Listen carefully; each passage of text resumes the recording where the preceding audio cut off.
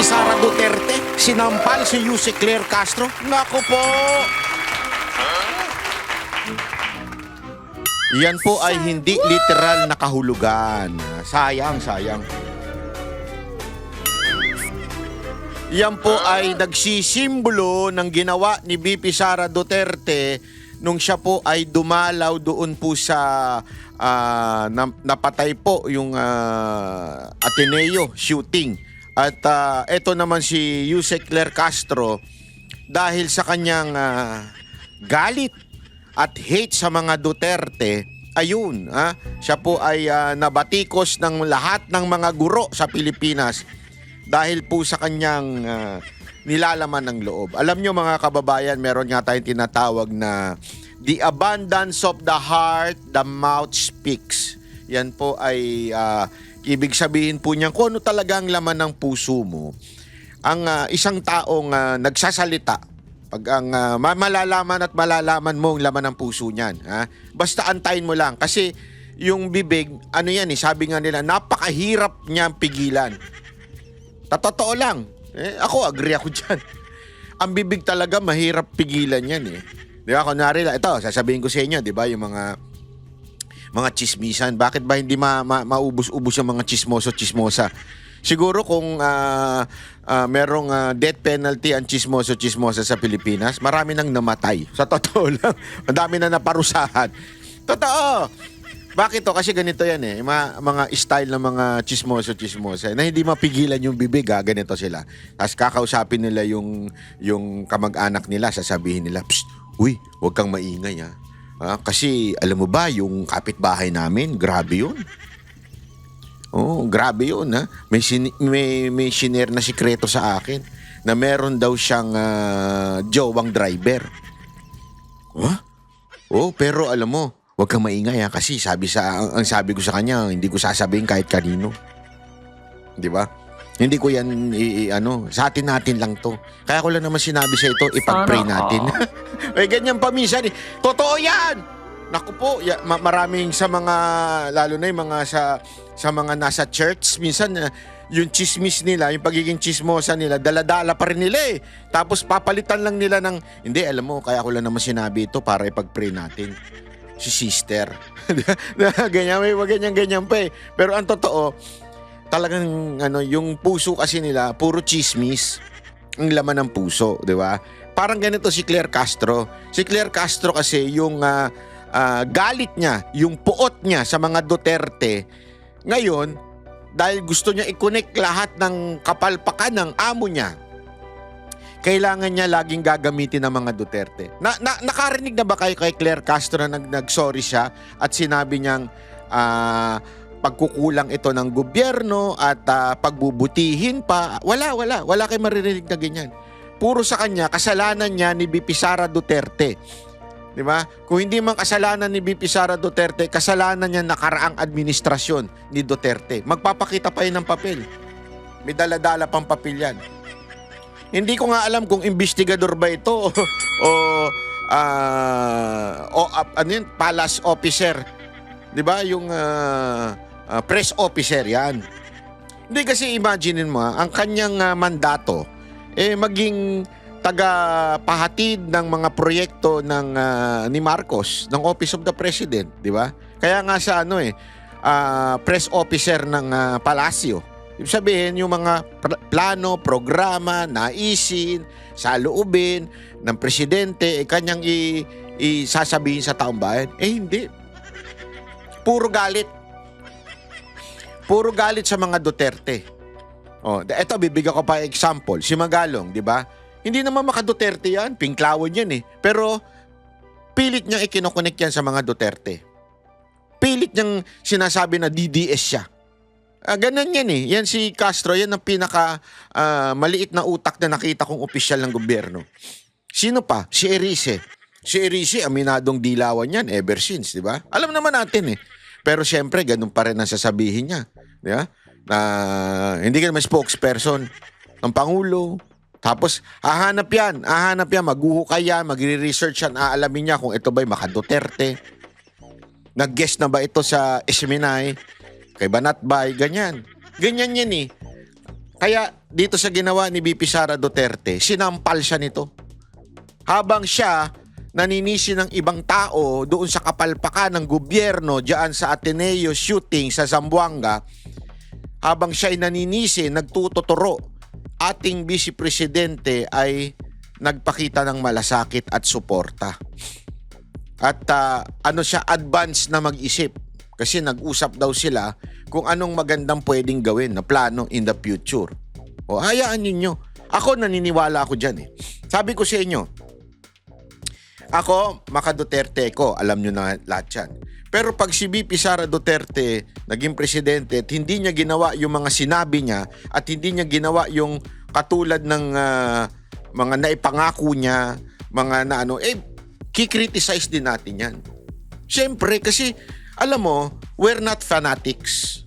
Banateros are not fanatics. Pag tama, palakpakan. Pag mali, banatan. Yan nga yung aming puso. Yan nga yung aming pinaka main core. Pag tama, palakpakan natin kahit anong pa ang kulay niyan. Pero pag mali, mali talaga. Di ba? Kaya kami, umaasa talaga kami. Kasi alam nyo, kung mapapansin ninyo ang Banateros, wala sa amin ng taga Davao. Pero madalas kaming bumalik dyan, aside from yung sa KOJC, SMNI, mga event ng Davao City, at malalaman namin dun sa mga tao ano ba ang ginawa ni Mayor Rodrigo Roa Duterte dito nung mayor siya. Nung Mayor Sara Duterte, ano ba ginawa niya, 'di ba? At kita naman namin talaga namang magkakaiba sila ng style. Etong si Rodrigo, si Inday at saka si Baste, magkakaiba po yan sila ng style. Pero kita mo talaga yung pagsisilbi nila sa taong bayan. Magkakaiba man sila ng pananaw kung paano ayusin at paano maintain ng kagandahan ng Davao. Ano po sila? Iisa yung damdamin po nila para doon sa mga Davaoenyo. Kaya hanggang ngayon, kitang-kita mo yung kultura ng kaayusan sa Davao, 'di ba? Kaya nga alam mo mga kababayan, ako I'm really hopeful na itong katulad nitong ginawa sa Ateneo, 'di ba? Na syempre in the future, yan ang isang dapat solusyonan ng ating Vice President na magiging presidente sa 2028. Dapat niya solusyonan yung violence in the school.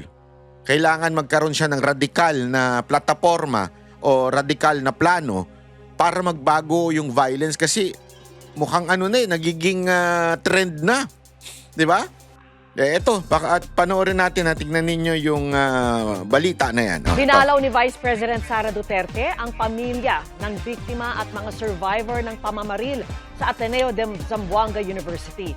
Magbigay rin siya ng mga suhestyon sa mga pwedeng gawin para sa proteksyon ng mga mag-aaral. At nakatutok si Tina Pangiban Perez. Sa mismong campus ng Ateneo de Zamboanga University, nasawi sa pamamaril ang isang grade 10 student.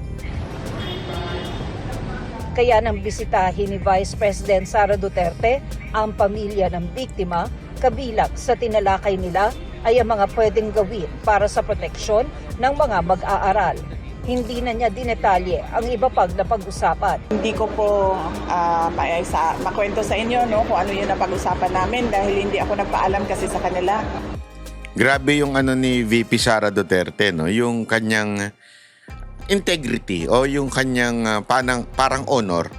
Dito mo makikita mo yung tao parang pasensya na, hindi ko masasabi sa inyo yung pinagkwentuhan namin dahil sa hindi ako nagpaalam na ikikwento ko sa inyo yung Alam mo yung ganyan, yun yung tinatawag na class.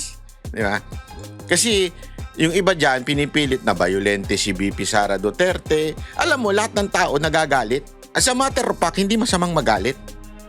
Totoo lang baka sabihin ng iba dyan, hindi, di ba, masama. Hindi yung masamang magalit. Ang sabi ng Biblia po is, in your anger, do not sin. Di ba? Pero yung magalit ka, yan po ay parte ng isang tao. Emotion yan Ang importante dyan, yung galit mo ay hindi mo aaksyonan ng mali. Kaya nga sinasabi nilang violente si Vice President dahil nasabi niya yun doon sa meeting. Ang tanong, inaksyonan niya ba yun? Una, hindi naman niya aksyonan yun hanggang hindi siya patay. Di ba? So, hindi niya ina-actionan yun. Bakit magiging violente? Dito nga kitang-kita mo yung kanyang pagiging classy. Kasi alam mo yung class, hindi po kasi nabibilian eh. Oh, sa totoo lang ang dami kong nakakahalubilo na naka-Patek, naka-Rolex, o pagka sa babae naman, naka-Chanel, naka-Hermes na bag. Diba? Talagang yung sandals din, Hermes pa rin. Talagang napakalupit. Nabili sa... Diba? Sa totoo lang napakalupit. Pero yung class wala. Ang ingay sa elevator, diba? Ang ingay sa coffee shop, chismisan ng chismisan kaliwat kanan.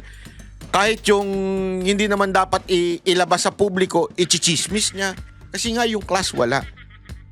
Ang class hindi yan nakikita doon sa yung gaspang baga. Kasi may mga magagaspang eh.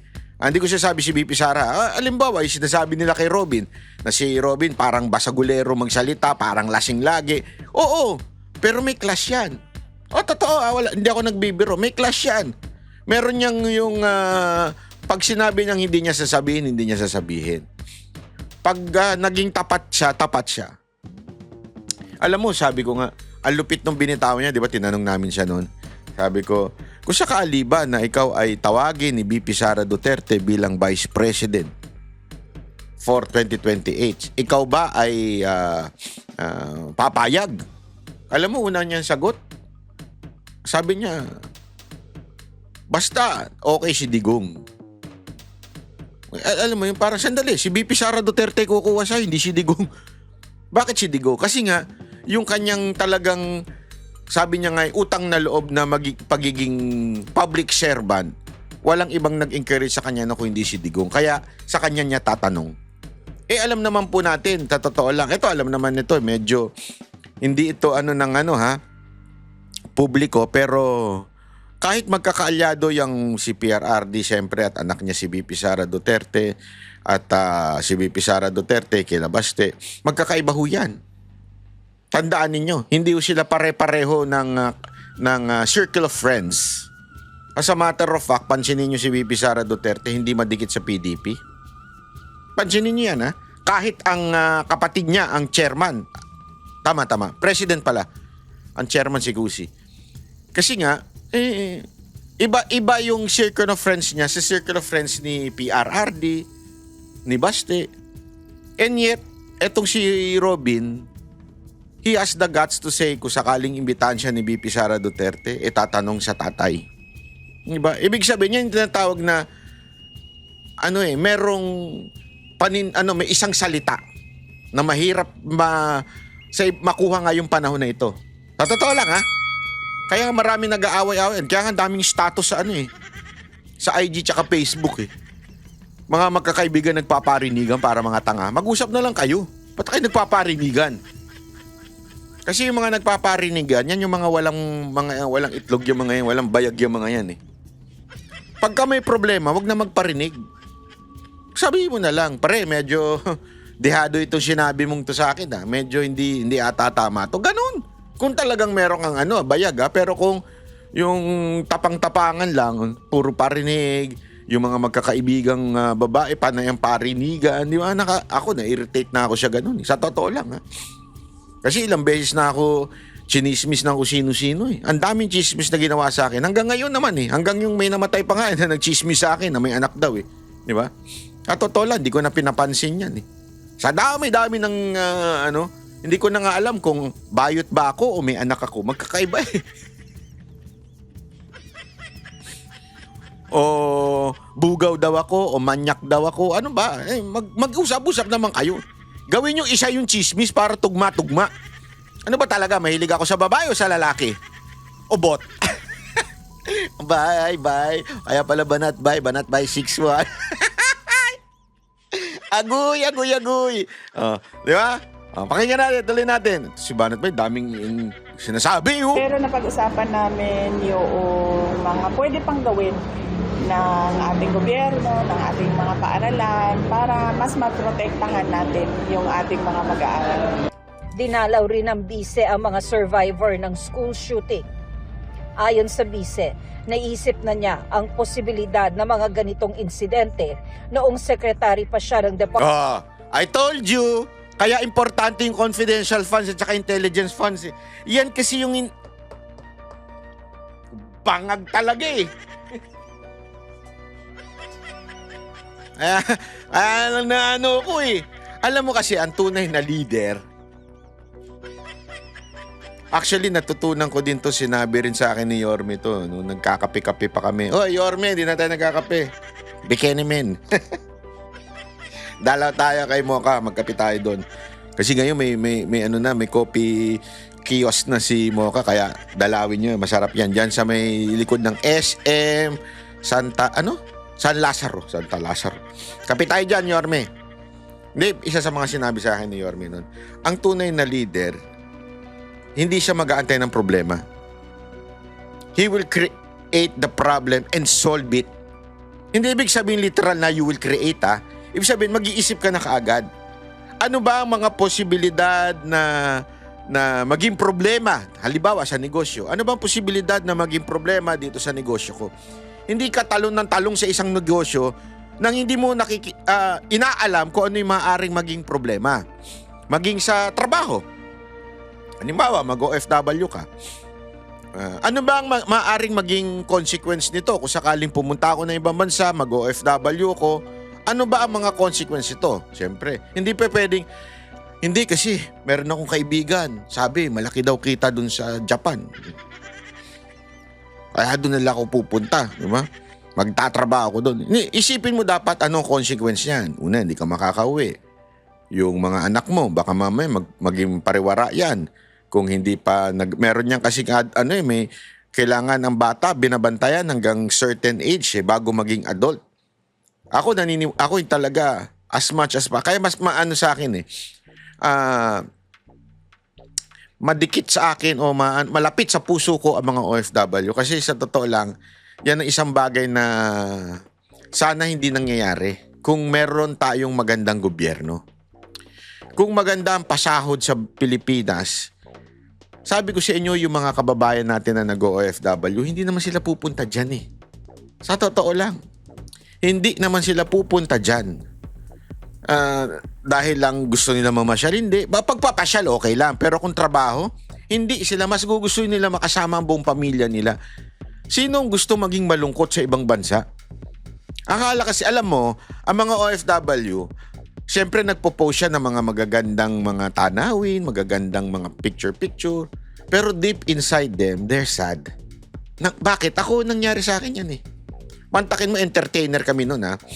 Ako noon, manager, sound engineer ng grupo ko noon, time na yun sa Qatar. Christmas. You have to be happy because you're a performer. Di ba? Ganyan eh. Kailangan ka smile. Guys, todo smile ka. Pero deep inside mo, umiiyak ka. Bakit ako naandi dito during Christmas? Pagkatapos doon na lang talaga Kaya maraming nauuwi sa mga lasinggero dyan dahil pagkatapos ng trabaho, doon mo na lang ilalabas eh. Magiinuman kayo ng mga katrabaho mo. Hindi ko masasabi masama. Yun na. Ang akin lang, if there is a way para maiwasan niyang ganyan, gagawin naman ng OFW yan eh. Dito na lang sila magtatrabaho. Pero kung wala talagang kwenta ang gobyerno natin, tulad ngayon, walang plano. Walang plano sa OFW. Puro lang sila reactive. Yung barabagang nagre-react lang sila pag may problema na. Hindi nila kinikreate yung problem na. Halimbawa, etong ginawa nilang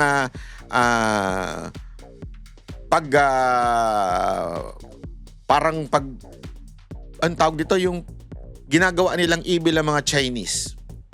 Tapos binan nila yung mga pogo. Wala akong problema doon. Ako, galit ako sa sugal sa mga pogo. Pero sana, ginawan nyo ng paraan.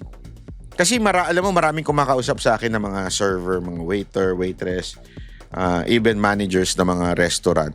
Sabi nila, humihina daw sila. Sabi ko, bakit? Hindi kasi, ang kinikater talaga namin, mga Chinese, Korean. Ano ba nangyari? Sabi ko, di ba, nung nawala yung tsaka grabe kasi yung crime eh.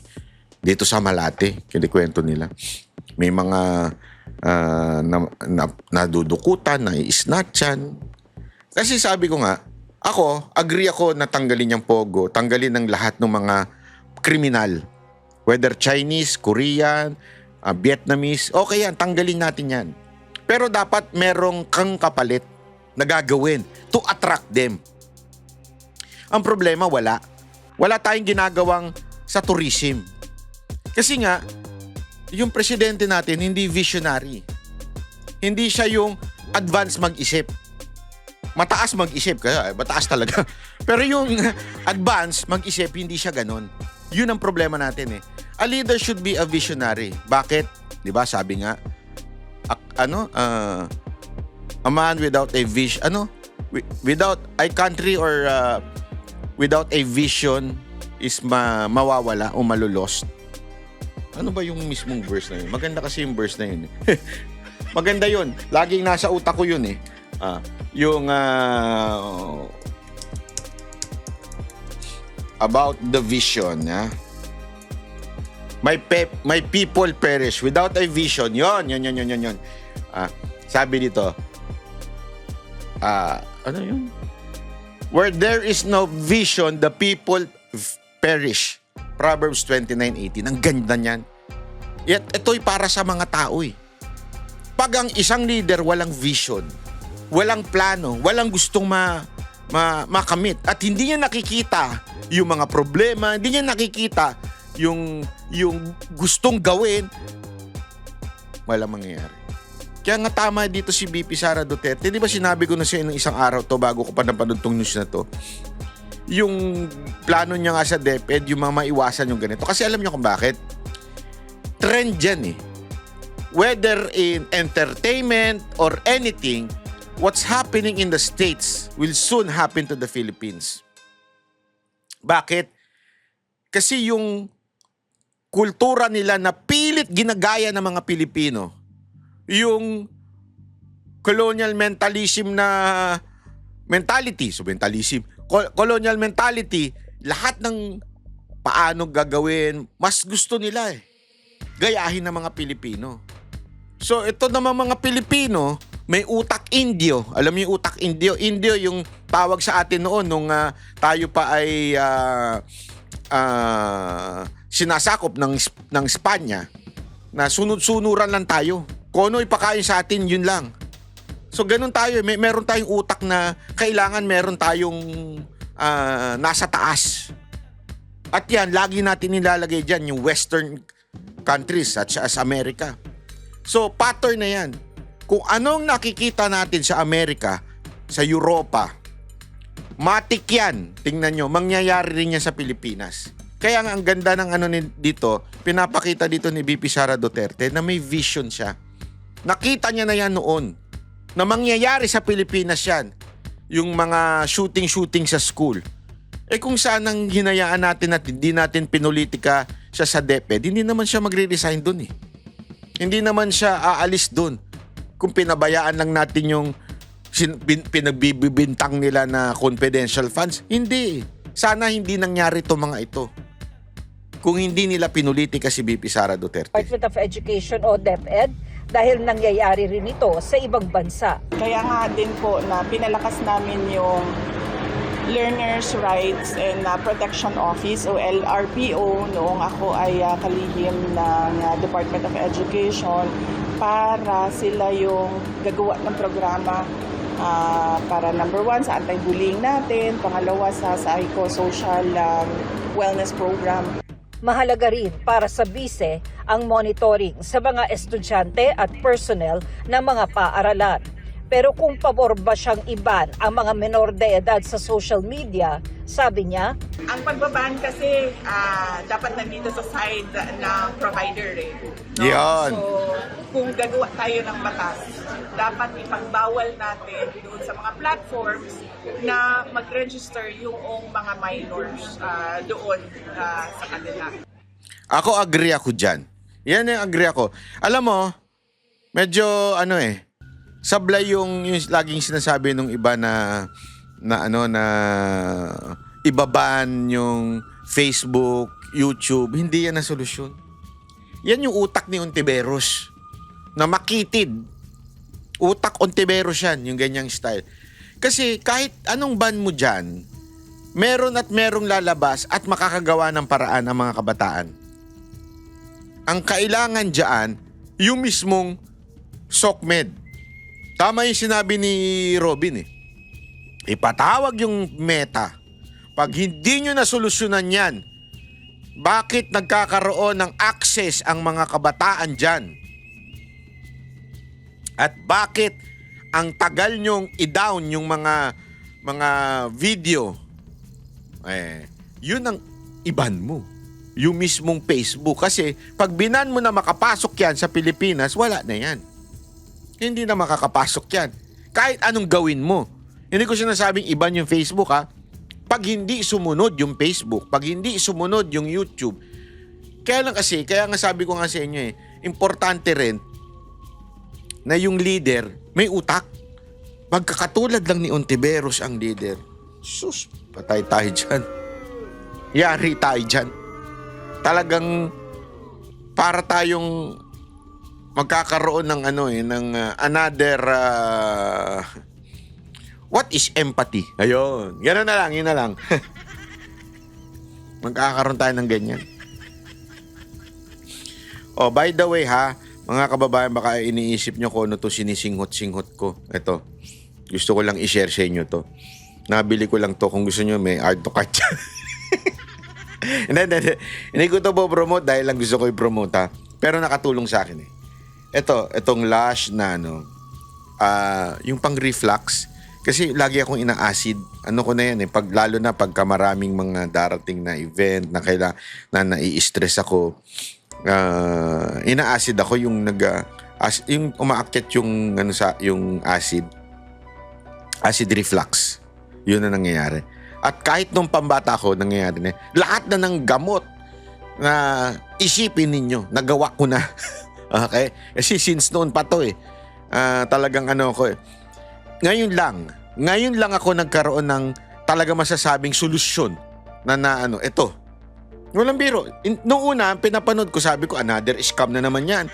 Pero sabi ko, magkano lang naman yan? I mean, hindi naman masyadong mahal. Try ko nga. Kasi ganun ako lagi pagka mayroon akong problema na kailangan kong So, meron din ako dun sa pampatulog, di ba? Instead na melatonin, para hindi laging inom ng inom, meron tayo ng mga ganyan-ganyan. Sasabihin ko, pagka effective, ito effective sobra. Nawala yung acid reflux ko dito. Maniwala kayo sa akin. Hindi ko alam ha. Ewan ko, try nyo. Pero wala naman akong kita dyan. Ay, hindi. Meron nata pagka naglagay ako ng art to cart dyan. Pero wala naman. May art to cart ba sa YouTube? Alam ko meron eh. Hanapin nga natin tong product na to. Anyway, yun ha. Kung bakit ako gumaganto. Kasi medyo na-acid reflux ako. Pag sumingot ka na sumingot ito, nawawala. Kaya panalo to. Pwede na ako magbenta sa sa TikTok mga scammer doon eh. Gagaling eh. Oh, ito. Panoorin niyo ito ha. Kasi itong sagot ng kampo nila Defensor sa pamamagitan ni Topacio. Have you spoken to your client, Mike Defensor? Well, not lately, but with respect to the present issue, I would say that this came as no surprise. Yon. Because as early as November 19 of last year, we had already gotten information that Gutesa, who suddenly disappeared after his bombastic testimony before the Blue Ribbon Committee, was being forced or had been already forced to recant his testimony. Pero sir, our problem... Maalala niyo yan, November pa yan. Naalala niyo, November pa yan, nagkano na ng nalaman na at ilang beses na rin nabulgar at naikwento ni Mike Defensor yan na meron siyang video at lumabas na nga rin yung video na kung saan sinasabi niya na tinakot talaga yung pamilya. Hindi dahil sa pera kaya nag-recant itong si Gutesa. At nilabas yan ni Defensor recently lang nung nagkaroon ng press con. Pinakita niya yan. Inilabas yan. Kaya nga nagtataka ko, yung mga media, lalo na yung meron ako napanood na na nag-comment na media na yung 3 bugok doon. Sa loob-loob ko, kinakampihan nyo talaga si Romualdez? Don't tell me until now you don't realize na si Romualdez ang may kagagawa nitong lahat nanto. kasama yung kanyang pinsan na si Marcos? Are you playing dumb o talagang nabayaran lang kayo? Hindi kasi parang ang dating sa kanila, talagang dinidiscredit nila ng todo-todo si Marcoleta. Alam ko galit kayo kay Marcoleta kasi si Marcoleta, diretsuhan magsalita yan sa media. Hindi yun naman nilalabas eh. Ganyan si Marcoleta eh. Kaya itong mga media, galit na galit kay Marcoleta. Pero not naman to the point na kinakampihan nyo na etong si Romualdez. At parang nagpapaniwala talaga kayo na hindi totoo yung sinabi ni Gutesa. Ewan ko kung tanga ba kayo o talagang bayaran lang kayo talaga. O tuloy natin to. Here is that it's a he said, she said situation. On one hand, Gutesa saying na he was, what was the word he used? He was practically forced out of fear and anxiety to sign an affidavit prepared daw by Senator Marcoleta. On the other hand, of course, you're saying now that your client is a victim of somebody who was forced to recant. In which case, in order to find out which version is more credible, then we would have to look at the surrounding circumstances. And these are, number one, that Gutesa was suddenly incommunicado after his BRC testimony. Number two, we have publicly declared that the family of Gutesa, right after his testimony, was being harassed and intimidated by certain persons. Number three, we can see that there is a pattern on the part of the administration to intimidate and harass whistleblowers by imprisoning Senator Marcoleta and former Representative Mike Defensor, which has the effect of demoralizing the whistleblowers. So, under these circumstances and considering that there is a principle of law, that he who is the author of an act stands to benefit from that act, is presumed to be the author of that act, then we can clearly presume that it is the people who are being pointed to as recipients of billions of pesos in maleta money who may be behind the pressure on the part of Sergeant Gutesa to recant. Yes, sir. But wouldn't your client be in any sort of legal trouble or legal issues with respect to Gutesa's claim that he was forced or pressured by your client into signing an affidavit that he now claims is untrue and inaccurate? That is exactly what the government wants to happen. This has been the pattern, as I have said. You can see that aside from the plunder case, which is totally ludicrous to begin with, considering that it involves no public funds and it is a campaign contribution, there are also cases for libel, cyber libel, even human trafficking against Mike Defensor. And of course, Gutesa would also be in legal trouble for saying one thing under oath one day and saying another thing under oath the next day. So it all boils down to what does Gutesa have to gain, what does Mr. Romualdez have to gain from the recantation, and what do Senator Marcoleta and Representative Defensor have to gain, except for the national interest in exposing an anomaly or corruption in government. Yes, sir. I understand, sir. Pero on the other hand, the plunder case against Mike Defensor and Senator Marcoleta, some would say that that's an entirely different issue altogether.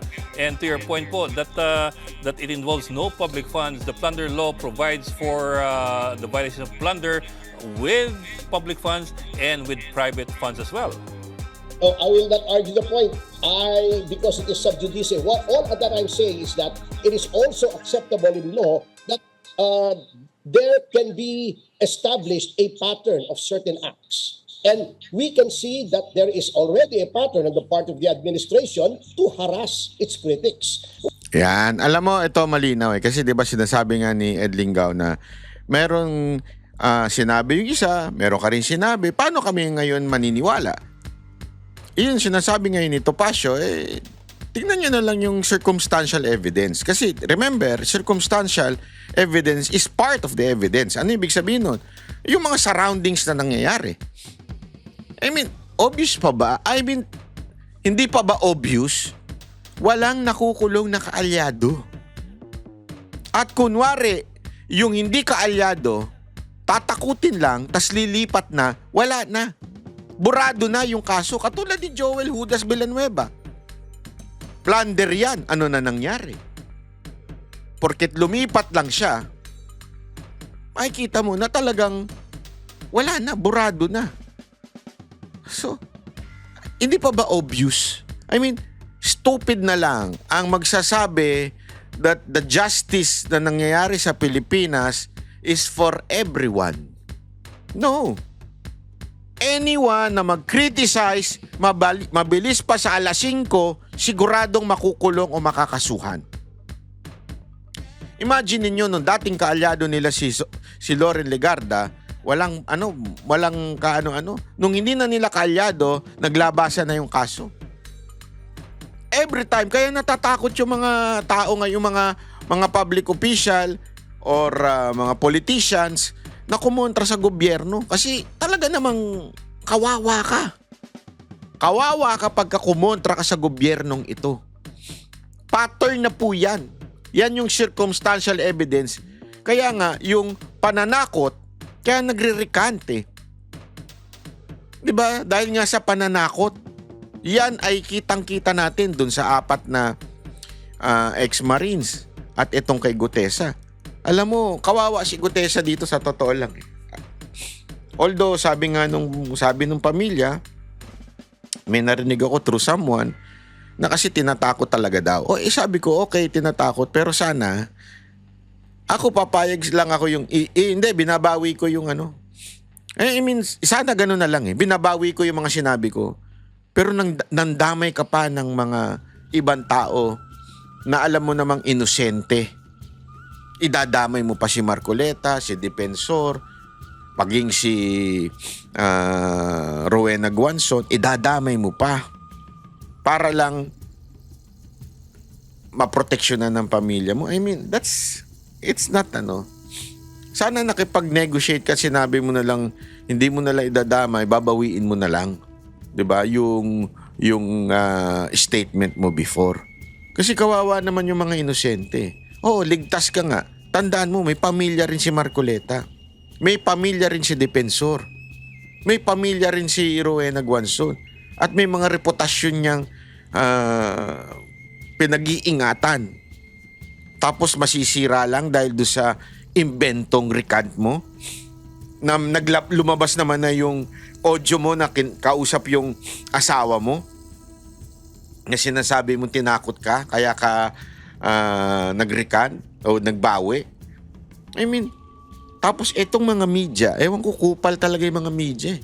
Mas talagang pinaniniwalaan pa nila yung pag-recant nito dahil galit lang sila kay Marcoleta. Diba?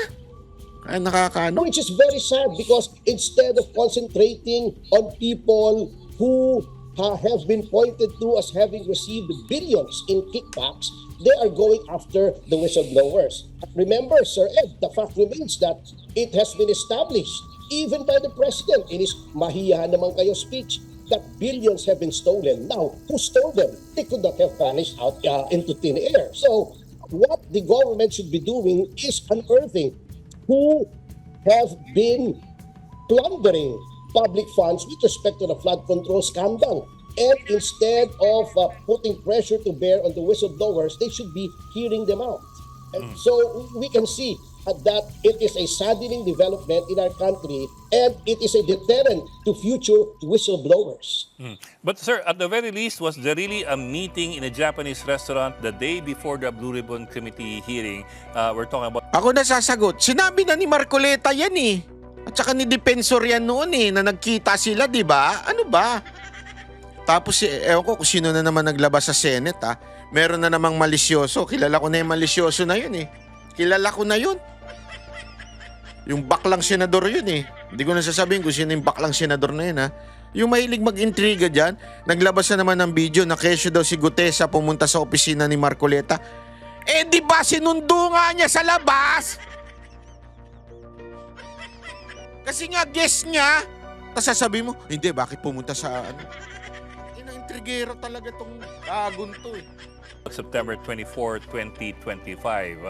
That is the date that Gutesa claims he met with your client and Senator Marcoleta. I believe Senator Marcoleta mentioned something about a meeting to that effect. But even if there were, there is nothing wrong. Of course, you cannot expect a lawyer who is a senator at the same time to simply take a witness and put him on the stand before the Senate of the Philippines, no less, without meeting with him and checking out his story. So that is neither here nor there, and it does not prove anything, actually. Okay.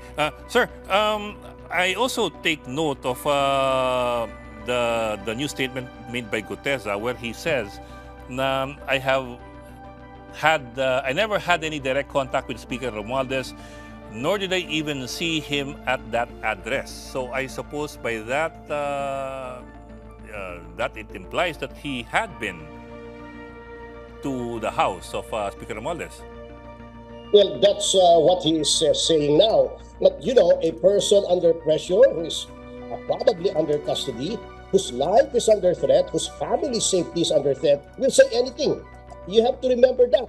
But remember, when Gutesa first said the narrative that implicates former Speaker Martin Romualdez, he was under no compulsion, he was under no threat. And with respect to the payment of money, that is ridiculous. There is no such resources available to the opposition. It is the administration has loads of maleta with which to buy, intimidate, and harass witnesses. No, sir, I was referring to the second part of that sentence where Gutesa says now, or at least admits now, that he appears to have been at the house of Speaker Romualdez before. And I quote, nor did I even see him at that address. So that implies that he had been to the house of Speaker Romualdez. Well, you know, they say that when you tell a lie, you put elements of truth in it. So that is an admission that he has been to the house. It's just that now he is disclaiming any contact with Speaker Romualdez. Well, we will just have to take those two statements, those two contradictory statements, and see which one is more credible. Because as a general rule, the law frowns upon recantations, especially there is a plethora of decisions from the Supreme Court that says that recantations are not encouraged, nor are they credible. So the Yon. Ombudsman will just have to consider that. And I believe the Ombudsman has made a statement that the recantation in no way will put a monkey wrench on the present investigation against Mr. Romualdez. Pero sir, moving forward, what is your client's plan with regard to Gutesa's recantation? We have no knowledge of that yet, but suffice it to say that, as I have said, we had expected this, and it was only a matter of time before the recantation came out. And you can fact check me on this, Sir Ed. It was on November 19, 2025, when we publicly stated that we have received reports of harassment, intimidation, and the recantation of Gutesa. So this is not something that was totally unexpected.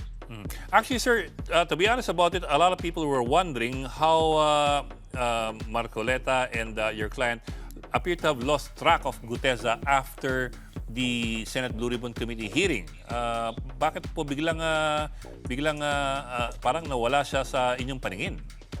Well, alam niyo po, that also proves na hindi namin minamanipulate o tinatakot o hinahawakan si Gutesa, because otherwise, if this were a conspiracy to use Gutesa against any political personality, sana itinago na namin yun. Hindi na namin pinakawalan. Inilagay na namin sa safe house. Di ba? The mere fact that we lost track of him means that he was free to go whenever he wanted. Walang compulsion, walang threats, walang intimidation. No pressure was being brought to bear upon him, even during, before, and right after his first BRC testimony. Yes, sir. I understand your point there. Pero on the other hand naman, it did appear during that hearing that Senator Marcoleta was coaching Gutesa. Kasi we just played the soundbite kanina, Marcoleta telling Gutesa during the Blue Ribbon Committee hearing, stick to the affidavit and just don't go anywhere else outside that affidavit. And also that is subject to so many interpretations. It might be that he only wished to abbreviate the proceedings, considering we have to look at the context. If you have seen that particular session of the Blue Ribbon Committee, you could see King Lacson straining at the leash and trying to stop Gutesa, or even implying that this was that the testimony of Gutesa was a waste of. Yan yung paulit-ulit nilang ginagamit yung kesyo tinuturuan daw ni ang pangalan nito ni Senator Marcoleta, yung ano. Kasi nga meron kang affidavit na sinagmit. Sundan mo yun. 'Di ba? It's either don't read it, you talk. Talagang ano, or when you start reading your affidavit, you have to read the affidavit. Part yan, alam mo kung bakit nagiging ganyan si Senator Marcoleta. Kasi ganyan sa korte, hindi ka pa pwedeng lumabas doon sa affidavit mo. Kaya kailangan basahin mo. 'Di ba? Basahin mo ng buong buo. Then, magtatanong yung mga senators. According to your affidavit, ganito. Bakit ganyan? O doon yun na i-cross-examine. Hindi naman pinipigilan ni Marcoleta yung mga senador na i-cross-examine. Ito masama. Yung ginawa ni Lacson.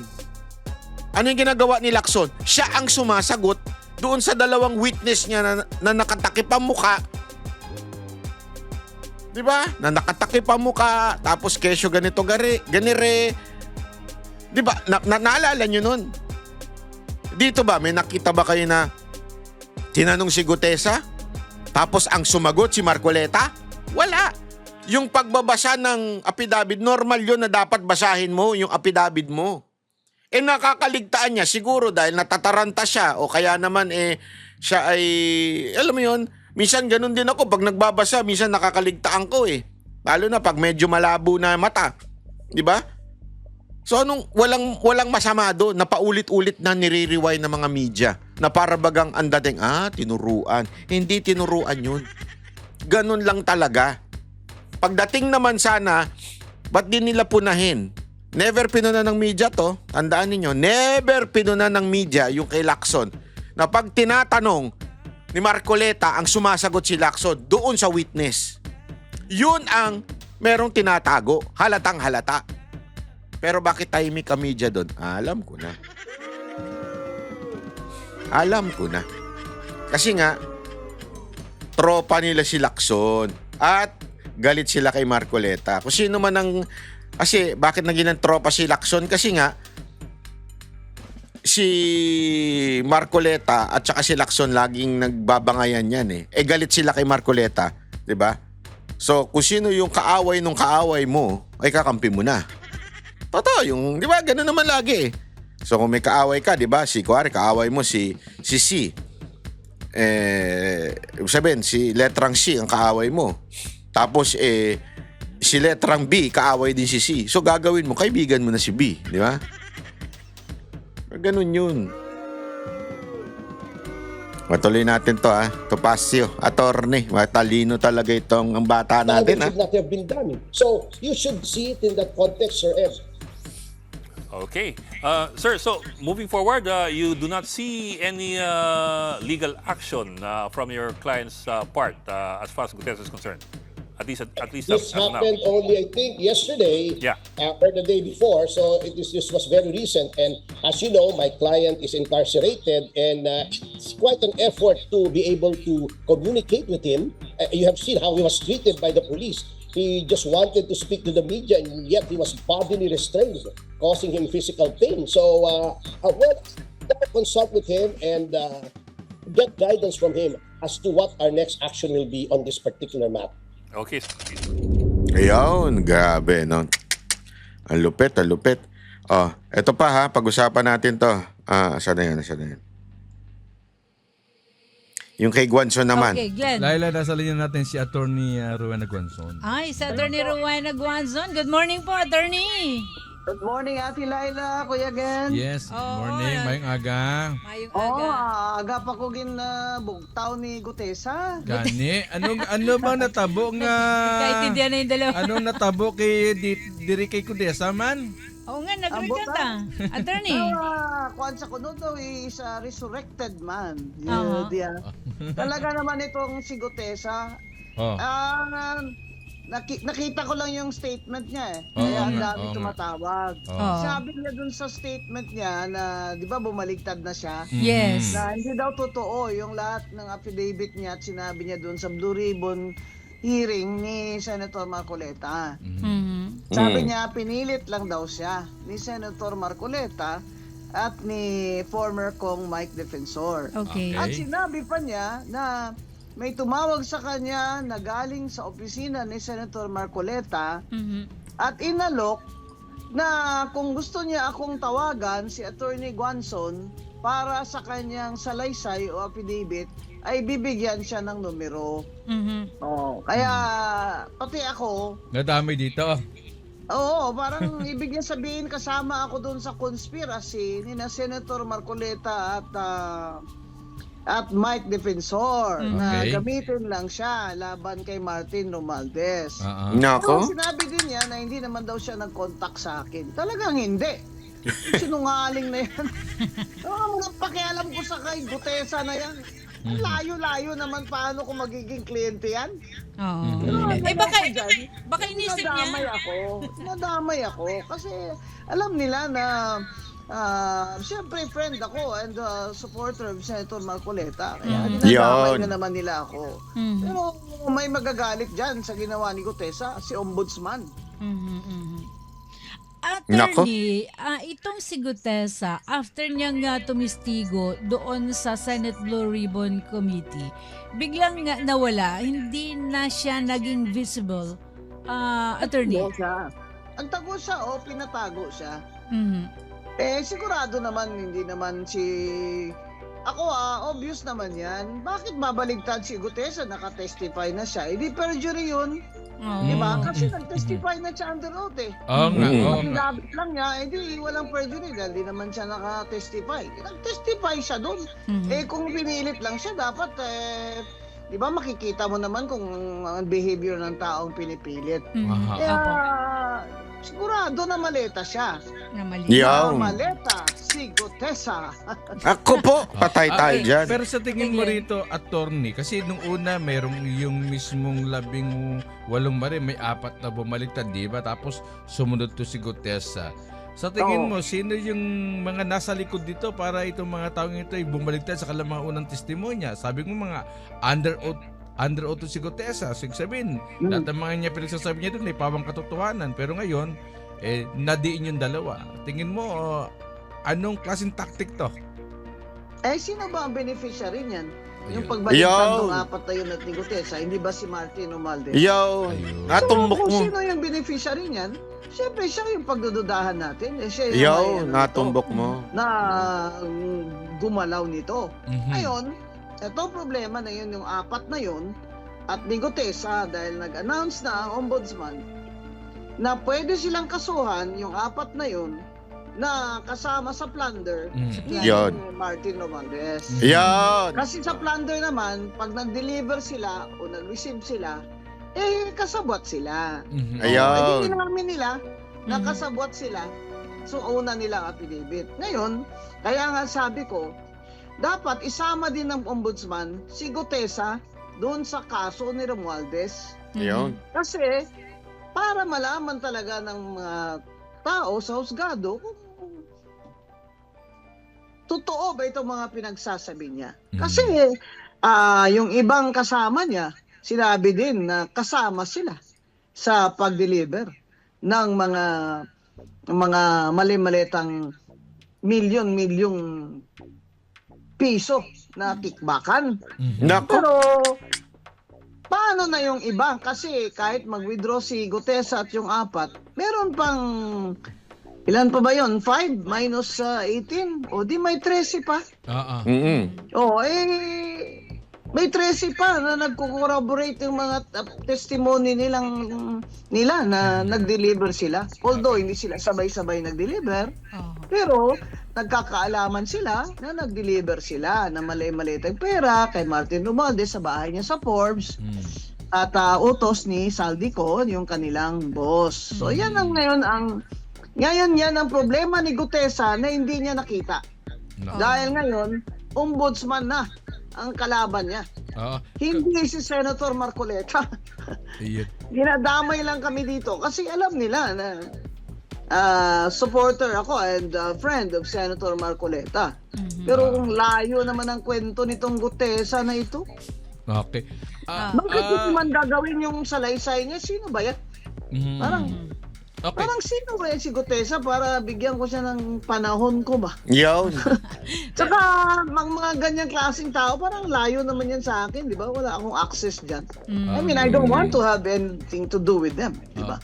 Ang binanggit mo kanina, attorney, yung mga nakinabang dito, yung pagbaliktad ng yung 4 na Marine at pagbaliktad ngayon ni Gutesa, sabi mo ang makikinabang dito ay si dating Speaker Martin Romualdez. Pero doon mismo sa zona ni Pangulong Bongbong Marcos, binanggit niya di ba na uusad din kaso at hinahanda ang kaso laban sa dating speaker.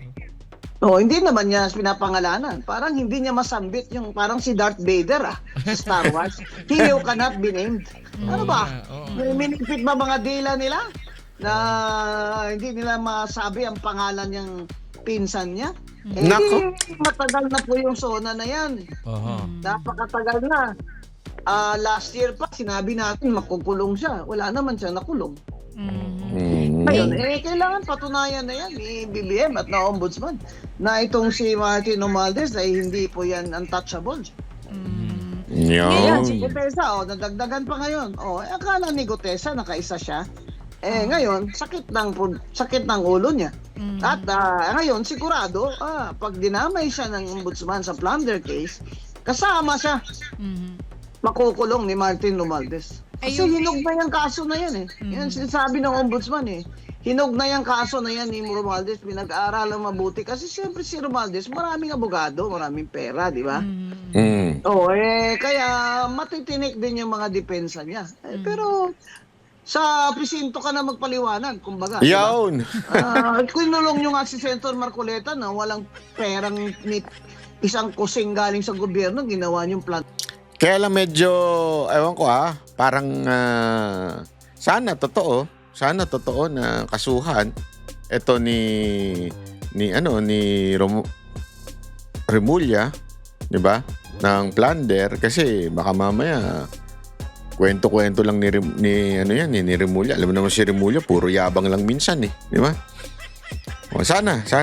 Abangan natin sa susunod pa nating mga video ay pag-uusapan natin yan ingat kayo ngayong weekend Huwag niyong kakalimutan. Always be happy and spend time with your family. Yun. Ako po si Banat Bay. Kita-kits po tayo.